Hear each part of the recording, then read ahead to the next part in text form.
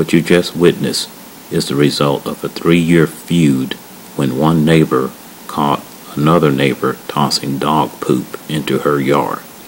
In order to gather concrete evidence, the neighbor whose yard was being desecrated installed a surveillance camera, and this camera caught the offending neighbor pepper spraying her neighbor right in the face when she was confronted about throwing dog poop into her neighbor's yard. It's a beautiful day in the neighborhood until you are pepper sprayed by your neighbor.